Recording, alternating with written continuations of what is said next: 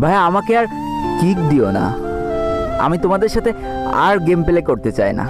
তবে আমাকে 2 থেকে 3টা মিনিট দাও, আমি কিছু কথা বলে যেতে চাই। তোমরা আজকে কাকে নুব বলছো? আমাকে?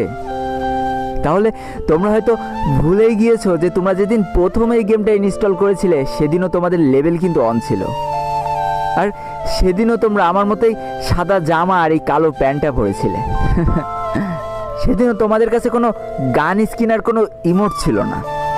সেদিনও ঠিক আমার মতোই তোমরা অসহায় ছিলে। আর আজ দেখো তোমাদের কত অহংকার আর গর্ব। শুনেছি অহংকার আর গর্ব নাকি দেশলাই কাঠির মতো, কিছু জ্বালায় চুলা আর কিছু জ্বালায় স্বপ্নের ঘর। মাঝখানে তফাৎটা কি জানো? খালি এই দেশলাই কাঠি ব্যবহারকারীর। জানো তো আমি না তোমাদের মতো 10-12টা করে কিল করতে পারবো না। তবে আমার সব থেকে পছন্দের গানটা পেলেও না আমি তাড়াতাড়ি তোমাদের ডেকে দিয়ে দিই।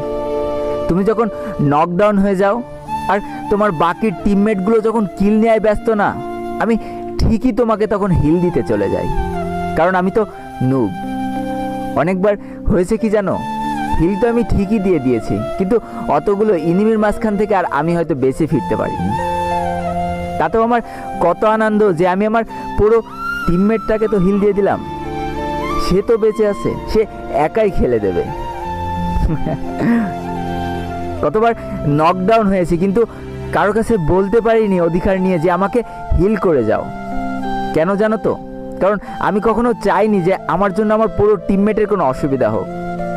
চুপ করে দেখে যেতাম যে আমার লাল এইচপিগুলো আস্তে আস্তে কমে যাচ্ছে আর আমি মারা যাচ্ছি, কিন্তু তবু আমার বলার সাহস ছিল না যে আমাকে হিল করে যাও।